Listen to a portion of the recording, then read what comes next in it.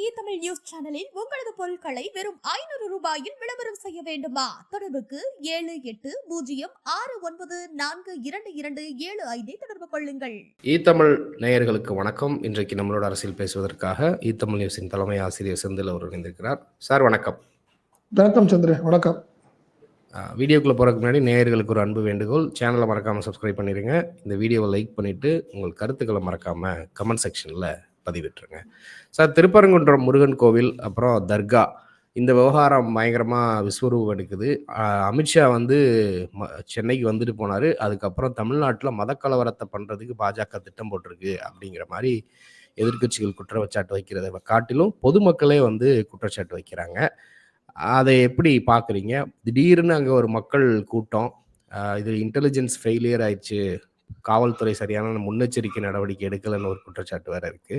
இது எப்படி பார்க்குறீங்க? இல்லை, அது இன்டெலிஜென்ஸ் ஃபெயிலியர் கண்டிப்பாக, அதில் ஒன்றும் மாற்றம் இல்லை. பட் காவல்துறை என்ன நினச்சிச்சு, 144 போட்டுட்டா அது பெரிய லெவலில் கூட்டம் இருக்காதுங்கிற மாதிரி ஒன்று. இல்லை, எல்லாத்துக்குமே ஒரு பெரிய ஒரு சங்கடமான ஒரு விஷயம். காரணம் என்ன, திருப்பரங்குன்றத்துக்காக ஒரு போராட்டத்தை பிஜேபி இந்து அமைப்புகள்லாம் அனௌன்ஸ் பண்ணுறாங்க. பட் பார்த்தீங்கன்னா இதுக்கு தமிழக அரசு தடை விதிக்குது, 144 போடுறாங்க. பட் அப்புறம் என்ன பண்ணுறாங்க, கோர்ட்டில் போய் அவங்க டைரக்ஷன் வாங்கிட்டு வர்றாங்க. 1 மணி நேரத்துக்கு மட்டும் பர்மிஷன் வாங்குது, 5 to 6 வாங்குறாங்க. அதில் என்னென்னா, நீங்கள் பாஜக தலைவர்கள், இந்து அமைப்புகளின் தலைவர்கள் எல்லாம் வீட்டு காவலில் இருக்கிறப்பயே இவ்வளோ பெரிய கூட்டம் வந்தது தான் இன்னைக்கு ஒரு பெரிய சங்கடத்தை ஏற்படுத்தியிருக்கு. புரியுதுங்களா? நீங்கள் தர்கா, திருப்பரங்குன்றம் மலை, சிக்கந்தர் மலை, இந்த மாதிரி விஷயங்கள்ல நம்ம உள்ள போகல.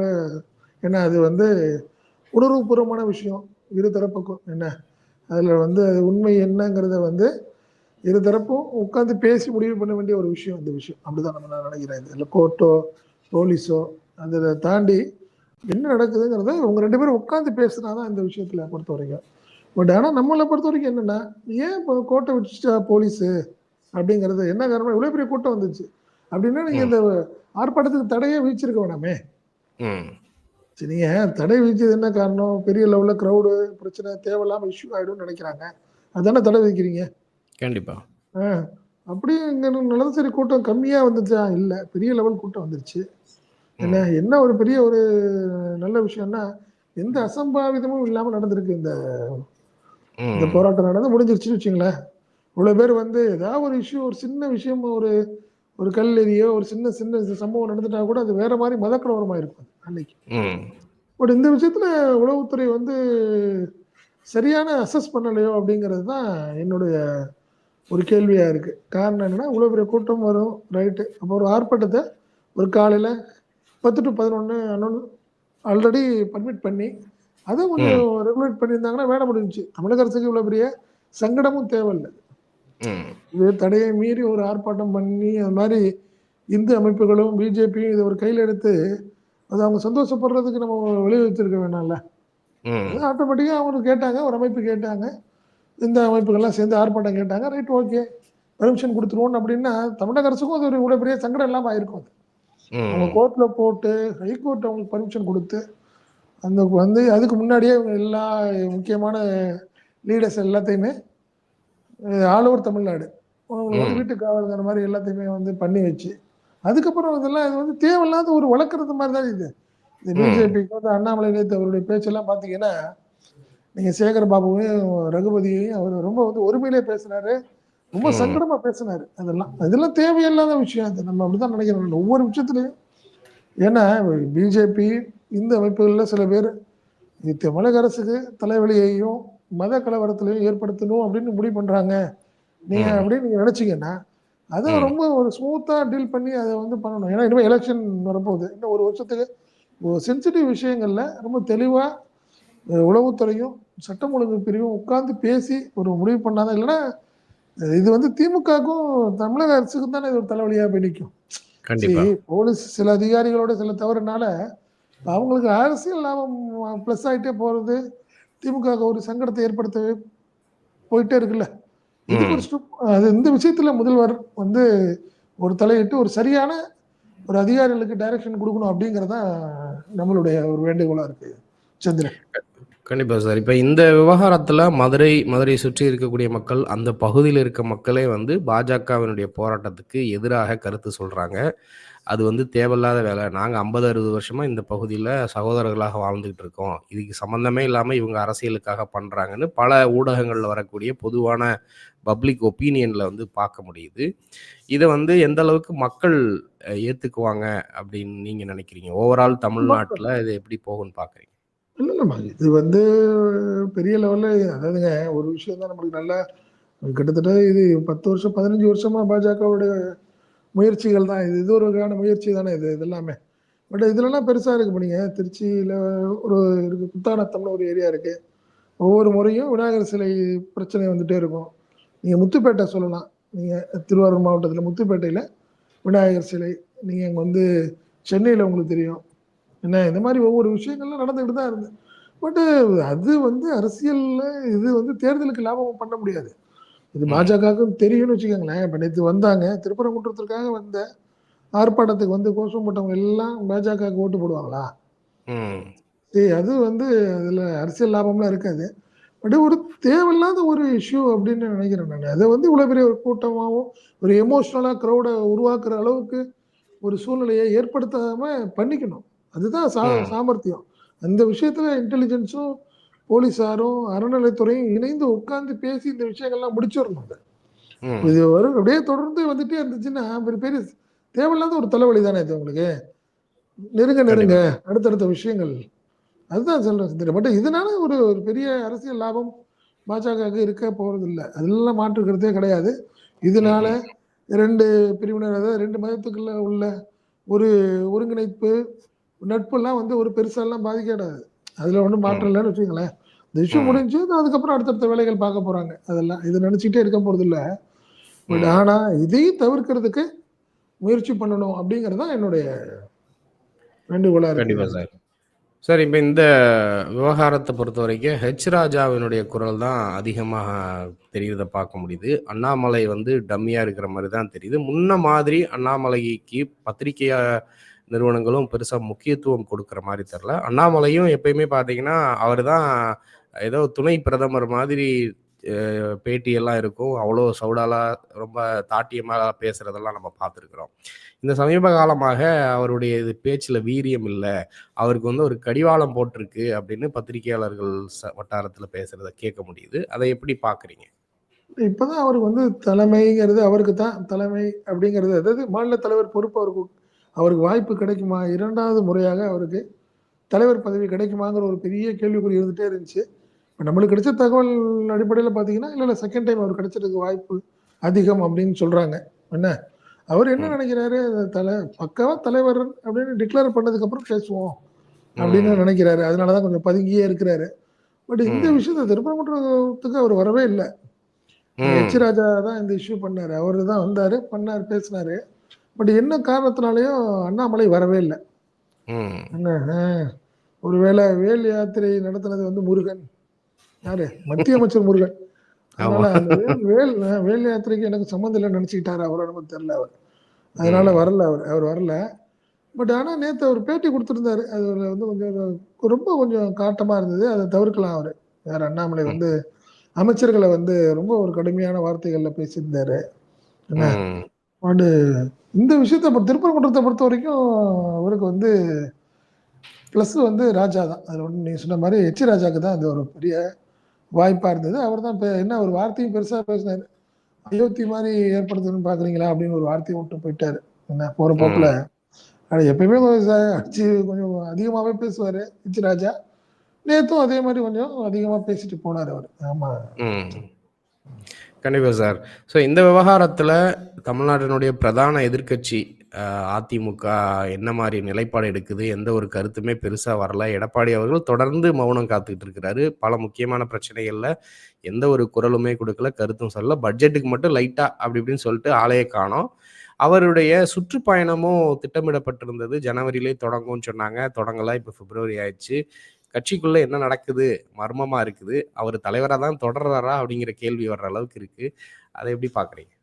இல்ல நீங்க அங்க அதிமுகல ஒரு பெரிய குழப்பம் இருக்குங்க. என்னன்னா, ஒரு ஸ்ட்ராங்கான கூட்டணிய நம்ம வந்து உருவாக்காம இந்த தேர்தல சந்திக்க முடியாது. அதில் மாற்று கருத்து கிடையாது அப்படிங்கிறதுல 2ஆம் கட்ட தலைவர்கள் எல்லாமே, ஏன்னா அவங்க எல்லாமே 2ஆம் கட்ட தலைவர் எல்லாமே எம்எல்ஏவாக இருக்காங்க.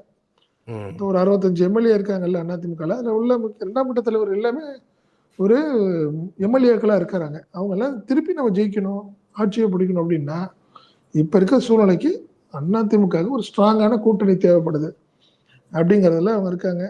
அவர் என்ன சொல்றாரு, யாரு எடப்பாடி, இல்லை இல்லை நான் பார்த்துக்கிறேன் தம்பி, நம்ம முதல் சுற்றுப்பயணத்தை ஆரம்பிக்கிறோம் அப்படின்னு சொல்றப்போ, வேலுமணி அப்படிங்கிற அடுத்த கட்ட தலைவர் உள்ள எல்லாம் நம்ம ஒரு கூட்டணியை ஒரு முடிவு பண்ணிட்டு, இல்லை ஏதாவது ஒரு ஐடியா, ஒரு அவுட்லைன் எடுத்துட்டு போகணும்னாதான் நம்ம கேடட்ஸ் கொஞ்சம் நல்லா ஒரு எழுச்சியா வருவாங்க. சரி, நம்மளுக்கு ஒரு வாய்ப்பு இருக்குங்கிறது ஒரு வரணும்னு நம்ம திருப்பி இதையே நம்ம போனோம்னா நல்லா இருக்காது. ஏன்னா ஏற்கனவே கிட்டத்தட்ட இப்படியே சொல்லிட்டே இருக்கிறோம், பழைய கதையை சொல்லிட்டு இருக்கோம். இல்ல ஒரு ஸ்ட்ராங் கூட்டணி ஏற்படுத்திடுவோம்னு சொல்லிட்டு இருக்குமே ஒழிய இன்னும் தொண்டர்கள் மத்தியில ஒரு நம்பிக்கை இல்லை அப்படிங்கிறாங்க.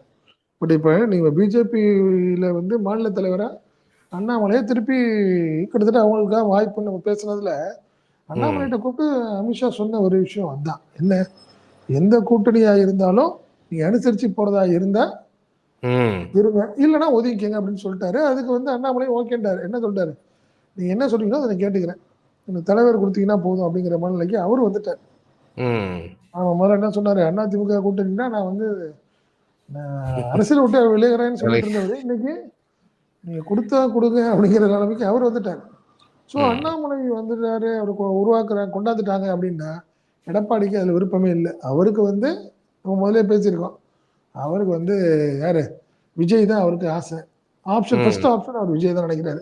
பட் விஜயை பொறுத்த வரைக்கும் என்ன ஒரு விஷயம்னு பாத்தீங்கன்னா, இப்பதான் மாவட்ட நிர்வாகிகளை போட்டு முடிச்சிருக்கிறாரு. அதுக்கு அடுத்தமா ஒன்றியம், நகரம், அது எல்லாம் கிட்டத்தட்ட நீங்க பிப்ரவரி முடிஞ்சு இல்ல மார்ச் 15க்குள்ள அதுக்குள்ள முடிச்சிடணுங்கிறது தான் அவங்களோட அசைன்மெண்ட். அதுல பக்கம் யாரு விஜய் கூப்பிட்டு சொல்லியிருக்கிறது. ஆமா, அது 3ஆம் 4ஆம் கட்டத்துல உள்ள நிர்வாகிகளை டிக்ளேர் உடனே பண்ணணும் அப்படிங்கறது வேலை நடந்துகிட்டு இருக்கு. முடிஞ்ச உடனே அவருக்கு அடுத்தது படத்தை ரிலீஸ் பண்ணிடுறாரு. அதுக்கப்புறம் தான் அரசியல் அவருக்கு முடிவுக்கு வர்றாரு. பட் அவர் என்ன சொல்றாரு, அதிமுக தரப்புல பேசுறப்போ, கட்சியை முதல்ல நான் ஸ்ட்ராங் பண்ணிக்கிறேங்க, கூட்டணியை பத்தி அப்புறம் பேசிக்கலாம், எதா இருந்தாலும் இன்னும் நான் கட்சியை ஸ்ட்ராங் பண்ணல, நான் டூர் போகணும், டூர் எல்லாம் முடிச்சதுக்கு அப்புறம் நம்ம பார்த்துக்குவோம் நம்ம அப்படிங்கிறத சொல்றாரு. எடப்பாடி என்ன சொல்றாரு, நம்ம ஒரு அவுட்லைன் பேசிக்குவோம், அதுக்கப்புறம் இறங்குனா அதிமுக எல்லாம் சோர்ந்து எல்லாம் தூங்கிட்டு இருக்காங்க, தொண்டர்கள் எல்லாம் எல்லாம் ரொம்ப ஃபங்கா இருக்காங்க, என்ன செய்ய போறோம்னு ஒரு கேள்விக்குறியோட இருக்கிறப்போ நீ ஏதாவது ஒண்ணு அவங்களுக்கு ஒரு பூஸ்டப்பா பேசுற மாதிரி ஏதாவது ஒரு விஷயத்தை ஏதாவது 2 லீக் பண்ணீங்கன்னா தான் நல்லா இருக்கும். நீங்க அட்லீஸ்ட் யாராவது ஒரு 2 பேரும் போய் விஜயை பார்த்துருக்கணும். இந்த மாதிரி ஒரு விஷயங்கள்லாம் நடந்துச்சுன்னா அதிமுக ஒரு உற்சாகம் வரும். அதுதான் பிரச்சனை. இப்போ எடப்பாடியுடைய சுற்றுப்பயணம் திடீர்னு ரொம்ப அப்படியே ஸ்லோ ஆகிறதுக்கு காரணம் அதுதான். இன்னும் அவருக்கு கூட்டணியை பத்தி இன்னும் ஒரு முடிவு பண்ணிட்டு ஆரம்பிப்போங்கிறது தான் 2ஆம் கட்ட தலைவர்களுடைய ஒரு வேண்டுகோளா இருக்கு. இந்த விஷயத்துல எடப்பாடியால என்ன பண்ண போறாரு, அவர் என்ன செய்ய முடியும், ஒன்றும் செய்ய முடியாது அவரால் இப்போதைக்கு. ஏன்னா விஜயும் ஒன்றும் பெருசா பிடி கொடுக்கல. பிஜேபி பொறுத்த வரைக்கும் அவங்க தயாரா இருக்காங்க. திருப்பி பிஜேபியோட போயிட்டா மைனாரிட்டிங்கிற வாக்கு விகிதம் சுத்தமா குறைஞ்சிரும். அதனாலதான் எடப்பாடியுடைய ஒரு மாதிரி அவருடைய டைலமாலையா இருக்காரு. அதுதான். கண்டிப்பா சார்.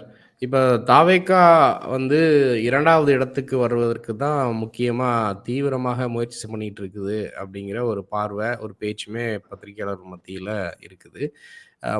இன்னும் எலெக்ஷனுக்கு வந்து எக்ஸாக்டா 1 வருஷம் தான் இருக்கு அப்படிங்கிறப்ப, ஏற்கனவே கடந்த பல தேர்தல்கள்ல வந்து எடப்பாடி அவர்களுடைய ஆளுமை அப்படிங்கிறது மக்கள் வந்து பெரிய அளவுக்கு அங்கீகாரம் கொடுக்கல. அப்படிங்கிறப்ப எதிர்க்கட்சி இப்போ திமுக வலுவா இருக்கு அப்படிங்கிறப்ப அடுத்து ஈக்குவலான்டான ஒரு எதிர் தலைவர் வந்து விஜய வருவாரு, மக்கள் அந்த அளவுக்கு ஒரு புது விஷயத்தை வந்து விரும்புவாங்க அப்படிங்கிற ஒரு பார்வை இருக்கு. அது சாத்தியப்படுமா? இல்லப்பா, நீங்க எதை வச்சு சொல்றீங்கன்னா, அந்த அந்த லயோலா முன்னாள் மாணவர்களுடைய கருத்து கணிப்பை பத்தி எல்லாம் பேசிட்டு இருக்கிறாங்க, அதை வச்சு சொல்றீங்க நீங்க. அதுலதான் என்ன சொல்லியிருந்தாங்கன்னா, கிட்டத்தட்ட ஏடிஎம்கேக்கும் விஜய்க்கும் கிட்டத்தட்ட நெக்கா இருக்கு. கிட்டத்தட்ட 1.5% 2% தான் டிஃபரன்ஸ் 2 பேத்துக்கும். அந்த மாதிரி இருக்கு. பட் அது வந்து எந்த அளவுக்கு சாத்தியம் தெரியல. ஏன்னா இத்தனைக்கும் பாத்தீங்கன்னா, நீங்க ஈரோட்ல வந்து தவிக போட்டியிடவே இல்லை, அதிமுகவும் போட்டியிடலை, புரியுதுங்களா? அங்க வந்து யாருக்கு வாக்களிக்க போறீங்க அப்படின்னு கேட்கிறப்போ இந்த மாதிரி வருது. அதே மாதிரி அடுத்த முதல்வர் யார் அப்படின்னு கேட்குறப்போ சிஎம்க்கு வந்து கிட்டத்தட்ட 60% என்னமோ, பட் அடுத்தது எடப்பாடிக்கு 18, இவருக்கு விஜய்க்கு 16 அப்படிங்கிற ஒரு ஸ்டேஜ் வருது. இதுதான் சூழ்நிலை. இந்த மாதிரி வச்சு சொல்றீங்க. பட் நீங்க ஒரு தேர்தல் அப்புறம் தானே தெரியும் உங்களுக்கு எந்த மாதிரி இருக்கும். என் கருத்து கணிப்புகள் ரைட்டு, வேற இல்லைன்னு சொல்ல முடியாது. பட் அது கிட்டத்தட்ட 50-50 தானே அது ஆப்ஷன். கருத்து கணிப்புகள் 50% தான். அதில் வந்து எலெக்ஷனுக்கும் கருத்து கணிப்புகளுக்கும் அதுதான் கரெக்டாக இருக்கும். அதனால தாவேக்கா ஒரு தேர்தலை வந்து சந்திக்கணும். அது தனியாக நிற்கணும். அப்போ தானே உங்களுக்கு பர்சன்டேஜ் தெரியும். நீங்கள் பெரிய கூட்டணி, பெரிய அதிமுக மாதிரி பெரிய கட்சியோட கூட்டணி இருக்கிறப்போ அதிமுக ஓட் பேங்க் எவ்வளவு, விஜய் ஓட் பேங்க் எவ்வளோ தெரியும்? தெரியாதுல்ல. கண்டிப்பாக. அதுதான். அதனால நீங்கள் அதை இப்போ நம்ம அதை சொல்ல முடியாது. கண்டிப்பாக சார். தொடர்ந்து பேசுவோம். தங்கள் கருத்துக்கள் நன்றி சார். நன்றி சந்திர. நமது தமிழ் நியூஸ் சேனலில் உங்களது பொருட்களை வெறும் 500 ரூபாயில் விளம்பரம் செய்ய வேண்டுமா? தொடர்புக்கு 7806942275 தொடர்பு கொள்ளுங்கள்.